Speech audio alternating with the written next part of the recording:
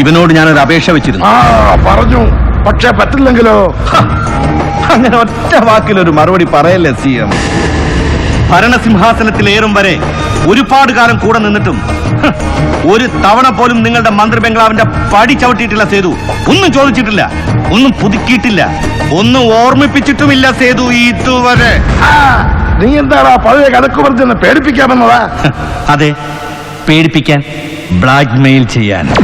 സേതു അത് വേണ്ട, പുറത്ത് പോലീസുണ്ട്, ഒന്ന് ഞൊടിച്ചാൽ മതിയാ. ഞാൻ കാണണോ? എത്ര കാലമായടാ പോലീസ് കാവലുണ്ടായിട്ട് നിനക്ക് നിന്റെ സ്വന്തക്കും? ഇനി ഏറിയാൽ എത്ര കാലം, എത്ര മാസം? ഓർമ്മിപ്പിക്കാനാണെങ്കിൽ ഒരു പാടുണ്ട് കണക്കുകൾ. പാർട്ടി പിടിക്കാൻ, സ്റ്റേറ്റിൽ അങ്ങോളം ഇങ്ങോളം പോസ്റ്റ് ഒട്ടിക്കാൻ, ഗ്രൂപ്പുകാർക്ക് വായിക്കരിയിടാൻ, പത്രങ്ങളിലെയും ചാനലുകളിലെയും പാദസേവാ സംഘക്കാർക്ക് സൽക്കാരം വിളമ്പാൻ, സമ്മാനിക്കാൻ, സാഹിബിന്റെ കോളേജിലെ നിന്റെ ക്യാപിറ്റേഷൻ ഫീ, മകൾക്ക് മണിപ്പാലി ബഡ്ജറ്റ്, അങ്ങനെ പത്തിനും പലതിനും പാടിനും. അച്ഛൻ ഒറ്റയ്ക്ക് സാമ്രാജ്യം വെട്ടിപ്പിടിക്കാൻ മകൻ വന്ന് പിച്ചപാത്രം നീട്ടുമ്പോഴൊക്കെ എത്രയും ഇല്ലാതെ വാരി പൊളിച്ചിട്ടുണ്ട് സേതു. കെട്ടുകൾ എന്നെ എടുക്കുമ്പോ എത്രയും നല്ലാതെ എവിടുന്ന് എന്ന് ചോദിച്ചിട്ടുണ്ടാവില്ല മകനോട്, അല്ലേ? പഴയ കണക്കുകൾ മറക്കാം, പക്ഷേ പുതിയൊരു കണക്കുണ്ട്. ഇതില് ഇപ്പൊ കഴിഞ്ഞില്ലടാ നമ്മുടെ ഗോവ ട്രിപ്പ്.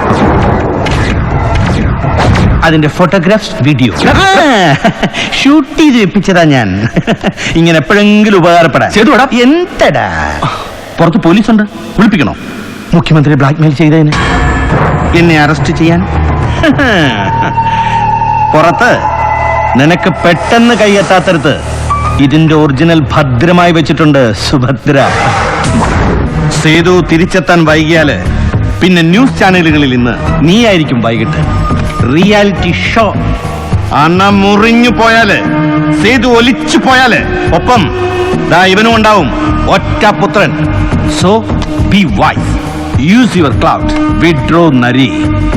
എന്നെ രക്ഷപ്പെടുത്താൻ, ഇവനെ രക്ഷപ്പെടുത്താൻ. സേതു ബന്ധനം. ലാൽ സലാം.